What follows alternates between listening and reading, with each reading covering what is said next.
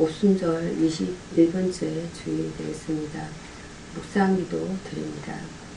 결실의 계절에 빈손되지 않게 하소서. 지혜의 하나님 아버지, 오늘도 새날을 시작하며 하나님께 참된 지혜를 구합니다. 나의 말이나 행동이 지혜롭게 하셔서 사람을 세우는 말을 하게 하시고 열매 맺는 행동을 하는 하루 되게 하소서. 아무리 열심히 일해도 늘 책망과 빈손만 남는다면 아버지께 먼저 지혜를 구하게 하소서. 오늘도 일하는 모든 순간 주님을 의지하게 하소서. 인간이 아무리 계획하고 고민하고 성공을 예측한다 하더라도 하나님의 도우심 없이 어떤 열매도 맺을 수 없음을 고백합니다. 결실의 계절에 빈손되지 않게 하소서. 보이는 것이든 보이지 않는 것이든 보람을 얻을 수 있는 결실을 이 손에 허락하소서. 주님과 동행함으로 주님의 열매를 거두는 날 되게 하소서. 말을 분별하게 하셔서 해야 할 말을 잘 고르게 하시고 하지 말아야 할 말을 내뱉지 말게 하소서. 행동하기 전에 생각하게 하시고 더 좋은 태도로 일할 수 있도록 주님께서 지도하여 주소서. 오늘을 주님께 부탁드립니다. 나의 주 나의 머리 되시는 예수 그리스도 이름으로 기도합니다. 아멘. 빛의 열매는 모든 착함과 어려움과 진실함에 있느니라. 에베소서 5장 9절 말씀입니다. 사도신경으로 신학 고백 드립니다.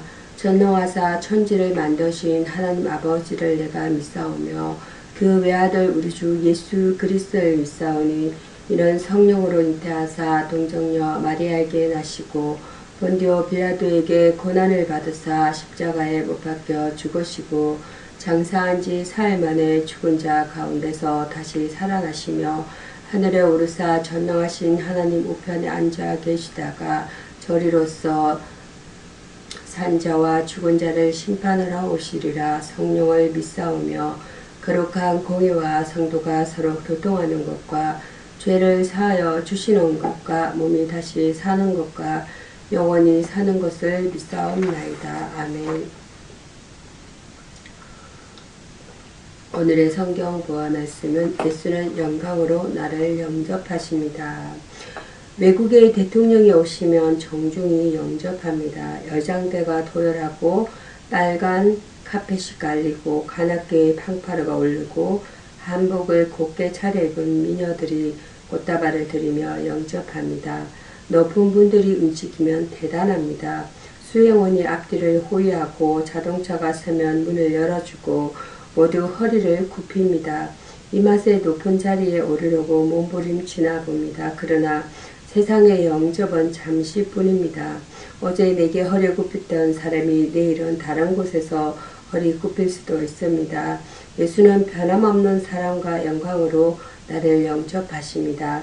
황금 카펫을 깔고 천사의 나팔로 나를 영접하십니다. 주의 교훈으로 나를 인도하시고 후에는 영광으로 나를 영접하시리니 시편 73장 24절 말씀입니다. 오늘의 성경 본문 말씀 출애굽기 33장 12절에서 23절 하나님의 인재라는 본문 내용을 오늘 나눠보고자 합니다.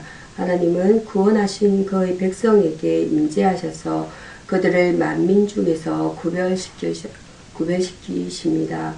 함께 행하시는 하나님입니다. 모세는 자신과 이스라엘이 가나안 여행을 위하여 그들이 하나님의 언총을 입은 증거를 요구하였습니다. 하나님께서는 자신이 주신 언총의 약속들을 확인하셨고 그 증거로 그들과 함께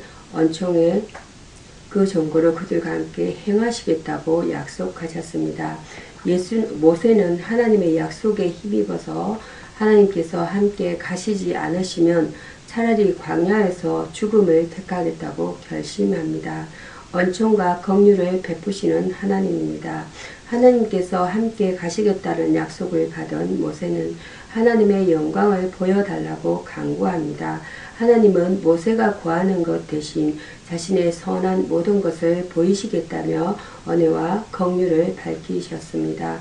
하나님은 아무에게도 빚진 분이 아니십니다. 그가 주시는 모든 것은 인간의 공로로 인한 것이 아니라 그의 은혜입니다. 보호하시는 하나님입니다. 하나님의 얼굴을 보는 자는 죽는다는 것이에요. 그것은 영원한 축복이 되도록 유보된 영예이기 때문인 것입니다.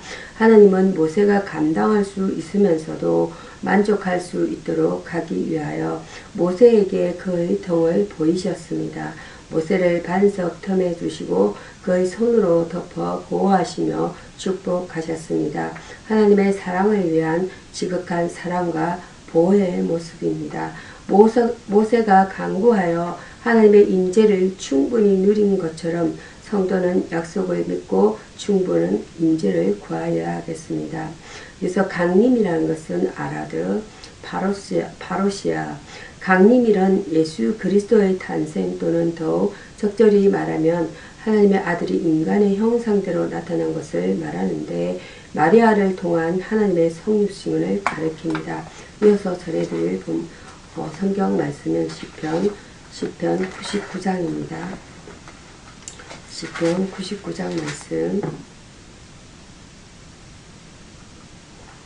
진정한 예배라는 말씀으로 은혜를 나누고자 합니다. 시편 99장. 거룩하신 하나님이란 내용이 되겠습니다. 99장 1절에서 9절 말씀입니다. 이 시의 핵심 내용은 하나님은 거룩하시다에 있는 것입니다. 거룩하다라 하면 깨끗하며 잘못이 없다는 말입니다. 하나님은 거룩 사이에 자정하신다는 것이 1절 내용이 되겠습니다. 천사들은 하나님의 능력이 있는 군대입니다. 또한 하나님의 구원의 백성을 섬기기 위해 보내신 피조물입니다. 하나님께서 천사들 사이에 자정하셨다는 것은 하나님의 능력의 통치를 나타냅니다. 하나님은 모든 피조물 위에 뛰어나신 왕이십니다. 거기서 범죄한 인간들을 향하여 용서와 축복을 주는 것입니다. 왕이신 하나님은 능력 그 자체이시다라는 것이에요. 이 능력은 공의에 사랑하는 힘입니다. 역사에서 하나님은 공의로우시며 왜 악이 있느냐는 물음에 시편 기자는 계시하였음을 알립니다. 하나님은 약속의 백성에게 평화로 세상의 악을 극복하여 승리하는 힘이 되십니다. 이 힘은 사랑에 기초하여 있습니다. 하나님은 외침을 들으시고 응답하십니다. 그들의 기도는 주님이 역사에 개입해 주시길 원했고 주님도 그들의 외침에 힘있게 응답하시고 구름 기둥에서 저희들에게 말씀하셨습니다. 출애굽기 12장 16절 25절과 민수기 14장 14절 그리고 신명기 31장 15절입니다. 하나님은 자기의 거룩하심을 택한 백성과 역사에 계속해서 공의로 나타내십니다. 또 응답의 하나님은 자신처럼 백성된 자들이 거룩하기를 요구하십니다.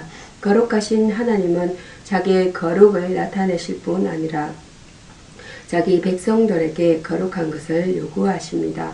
거룩이라는 것은 가도시 하기오스입니다. 하나님을 섬기고 예배하기 위해서 세속적인 것들로부터 구별함을 뜻합니다. 거룩은 하나님께 속한 것으로 그분의 절대적인 주권과 순수성을 나타냅니다. 이어서 전해드릴 말씀은 이사야서입니다. 이사야서 45장 말씀입니다. 45장. 이사야서 45장. 이사야서 45장은 만인의 하나님이란 본문 내용으로 은혜를 나누고자 합니다.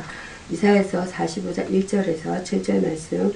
고레스는 이방인이었음에도 불구하고 하나님께 쓰임을 받은 자였습니다.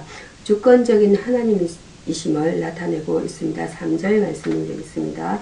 고레스 왕을 통한 하나님의 성취는 여호와 하나님만이 유일한 참 신이심을 알리기 위함이었습니다. 이는 마치 불신앙자가 선택받아 집사, 전도사, 장로, 목사가 되는 이치와 같습니다. 고레스의 정거 또한 참 신이신 하나님께서 말씀을 자신에게 주었다고 했습니다. 결국 진정한 복음의 역사는 하나님께 있다는 것입니다. 성리의 하나님이심을 나타내고 있습니다. 2절 말씀이 되겠습니다. 어떤 역사가는 고레스 왕처럼 전쟁에서 많은 보물을 취한 자는 없다고 말했습니다. 곧 고레스를 통해서 하나님이 성취한 성리의 제물이었습니다. 이런 성리는 선민 히스기야 왕에게도 나타났습니다. 또한 뿐만 아니라 모세가 양손을 높이 들 때마다 이스라엘은 아말렉에게 승리했습니다. 이 모든 승리가 하나님을 나타냅니다.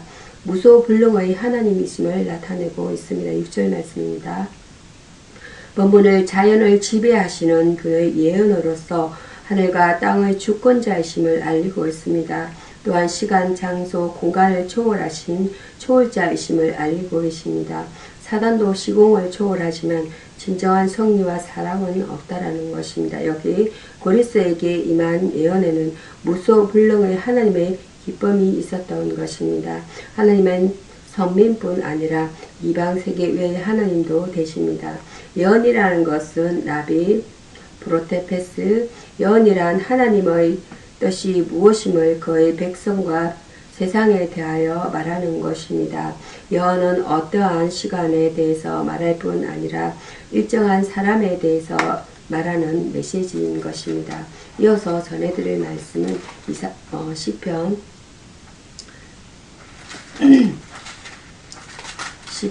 10편은 96절 말씀입니다. 시편 96장입니다. 99편에 이어서 10편 말씀 96편 1절에서 13절 말씀 진정한 예배라는 본문 내용을 언해를 나누고자 합니다. 오직 여호와만이 위엄과 능력을 가지신 분이시니 우리는 마땅히 그분께 영광을 돌려드려야 합니다. 새 노래로 부르는 찬양입니다. 1절과 2절, 4절 말씀입니다. 인간의 영혼이 하나님의 사랑과 은혜에 깊이 감동되어 있을 때에는 필수적인 응답으로 찬양이 따릅니다. 찬양의 내용은 구원인 것입니다. 찬송을 받으실 분은 유일무이하신 살아계신 하나님이십니다. 성도의 찬양은 영혼의 노래이며 하나님으로부터 배운 노래이기에 새 노래인 것입니다. 성도는 새 노래로 하나님께 영광을 돌려드려야 합니다. 성소에서 드리는 경배입니다. 6절과 8절, 9절 말씀 내용입니다. 구약시대의 하나님은 그의 성소에서 인간과 만나시고 거기에서 은혜를 베푸셨습니다. 오늘날에도 주님의 몸된 교회에서의 예배를 통해 그의 백성들을 만나주십니다. 하나님께서는 온전한 제물이 되어주신 그리스도를 힘입어 드리는 예배를 받으십니다. 그러므로 성도는 신령과 진정으로 예배드려야 합니다. 자신을 드리는 헌신입니다. 8절과 12절입니다. 마음과 정성과 시간과 몸을 주님께 드려야 합니다. 하나님은 진실과 진실한 마음으로 드리는 것을 받으십니다. 또한 예물은 예배의 필수 조건입니다. 아름답고 거룩한 것을 기쁨과 감사로 드려야 합니다. 우리가 모든 것을 다 하나님께 드림이 마땅한 것은 모든 것은 다 하나님께로부터 받았기 때문입니다. 우리는 예배를 통하여 먼저 하나님께 우리의 마음을 드리면 하나님께서는 은혜와 복을 내려 주십니다. 예배라는 것은 아보다 프로스케오 존경을 나타냅니다. 또는 문자적으로 가치를 어떤 사람이나 사물에 돌리다라는 것입니다. 그러므로 예배는 경건과 의식을 포함하는 존경하는 삶 전체를 경건과 의식을 포함하는 존경하는 삶 전체를 포괄하고 있습니다. 이어서 전해드릴 말씀은 구약성경에서 신약성경은 데살로니가 전서 1장이 되겠습니다. 데살로니가전서 1장 말씀 1장 1절에서 10절 말씀은 모범적인 교회라는 본문 내용이 되겠습니다. 은혜를 나누고자 합니다. 데살로니가 교회는 별로 책망할 것이 없고 칭찬과 감사의 조건이 넘치는 모범적이고 은혜스러운 교회였습니다. 믿음의 역사가 있는 교회입니다. 성경은 믿음이 없으면 아무것도 할 수 없는 이라고 하였고 행함이 없는 믿음은 죽은 것이다 라고 하였습니다. 우리는 믿음으로 하나님의 자녀가 되었고 구원의 영역 안에 들게 된 것입니다. 그러므로 구원받은 백성은 믿음으로 살아야 합니다. 믿음으로 행한 사람과 행함이 없는 거짓 믿음과는 생과 사망의 차이가 있는 것입니다. 사랑의 수고가 있는 교회입니다. 사랑은 가장 큰 언사로서 사랑을 싫어하는 사람은 없습니다. 그런데 사랑은 받는 즐거움이 아니라 주는 기쁨입니다. 사랑은 주는 것이기 때문에 반드시 수고가 있어야 합니다. 수고가 함께하는 사랑이 참 사랑입니다. 수고가 없는 말반의 사랑은 거짓 사랑입니다. 그리스도를 사랑한다면 그리스도를 위하여 수고하는 것이 있어야 합니다. 소망에 인내가 있는 교회입니다. 누구에게도 소망은 있습니다. 어떤 사람은 낮고 전한 물질에 대한 소망이 있고 어떤 사람은 높고 귀한 소망을 가지고 있습니다. 우리 성도들에게는 하나님의 나라 예수님의 재림에 대한 소망이 있습니다. 이러한 소망을 이루는 데는 인내가 필요합니다. 세상의 소망을 이루는 데에도 인내가 필요한 것입니다. 인내가 없으면 아무것도 이루지 못합니다. 우리들의 교회는 믿음으로 일하고 서로를 사랑하며 소망으로 세상을 이기는 교회이어야 하겠습니다. 교회라는 것은 가할 에클레시아 세상 가운데서 불러냄을 받은 무리들로서 오늘날 교회 건물과는 본질적으로 다르다는 것이에요. 따라서 교회는 건물보다 경건한 성도들이 중시되어야 한다는 것입니다. 이어서 전해드릴 말씀은 마태복음입니다. 마태복음은 22장입니다. 22장 15절에서 22절 말씀 성도의 이중 의무라는 본문 내용을 나누고자 합니다. 당시 유대인들은 로마의 황제 아우구스투스의 주민세에 대해 크게 반발하고 있었습니다. 가이샤의 19절에서 21절 말씀 내용이 되겠습니다. 세금은 로마의 원화인 데나리온으로 바쳤으며 황제의 흉상이 조각되어 있었습니다. 국가의 권력은 하나님이 주신 것입니다. 로마서 13장 1절이 되겠습니다. 그리스도인은 국가에 대한 의무를 다해야 합니다. 만일에 국가가 올바르게 정치하지 못할 때에 교회는 이를 저지해야 하며 국민을 위한 바른 정치를 하도록 권면하는 일도 국가에 순종하는 신앙의 태도라 할 수 있습니다. 교회는 국가의 권세에 대해 가이사의 것은 가이사에 바치는 하나님의 원리를 경건히 실천해야 합니다. 또 그 아래서 견딜 수 있어야 합니다. 하나님의 것입니다. 21절에서 22절입니다.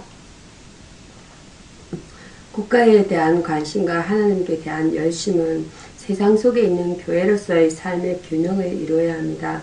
하나님 말을 섬기고 국가를 외면하는 것은 탈세주의적 신앙이며 영적으로 무기력한 채 국가에 대해 지나치게 간섭하는 것은 세속주의적 신앙으로 변질되고 맙니다. 하나님의 것은 하나님께 드려야 합니다.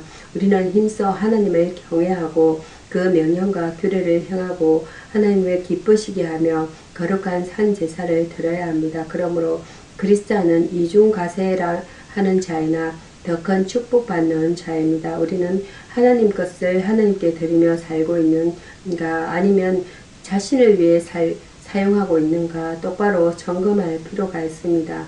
의무라는 것은 듀티, 현대 도덕 철학에 있어서 의무는 행실의 동기 또는 원칙을 의미합니다. 그러므로 의무는 윤리적 의무와 법률적 의무의 두 가지가 있습니다. 전자는 내면적 규제이고 후자는 외면적 규제에 속합니다. 기도하심으로 말씀을 마치도록 하겠습니다. 저희 허물과 죄를 담당하신 주님, 예수 그리스도의 고난과 죽으심은 온 인류를 대신한 죄의 형벌로서 구속의 완성을 의미하는 줄 믿습니다. 제 생각을 버리고 주님을 만나며 손해를 포함하는 백성이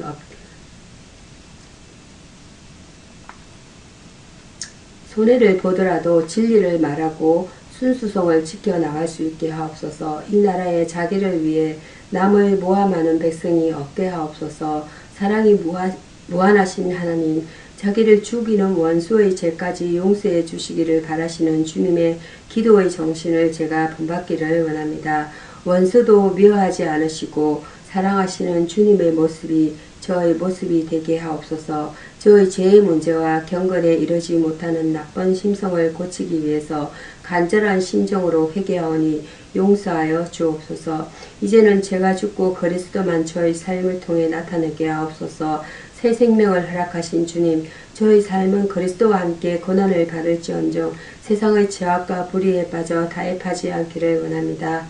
언제나 넘넘하고 기상있게 이 악한 세대를 거슬러 어둠을 비치는 빛으로 사명을 다하기를 원하고 예수님의 이름으로 기도드립니다. 아멘. 주 기도문으로 예배를 마치도록 하겠습니다. 하늘에 계신 우리 아버지여, 이름이 거룩히 여김을 받으시오며 나라에 임하옵시며 뜻이 하늘에 계신 것 같이 하늘에서 이룬 것 같이 땅에서 이루어지이다. 오늘 우리에게 일용할 양식을 주옵시고 우리가 우리에게 죄 지은 자를 사하여 준 것 같이 우리의 죄를 사하여 주옵시고 우리를 시험에 들게 하지 마옵시고 다만 악에서 구하옵소서. 대개 나라와 권세와 영광이 아버지께 영원히 싸움나이다. 아멘. 감사합니다.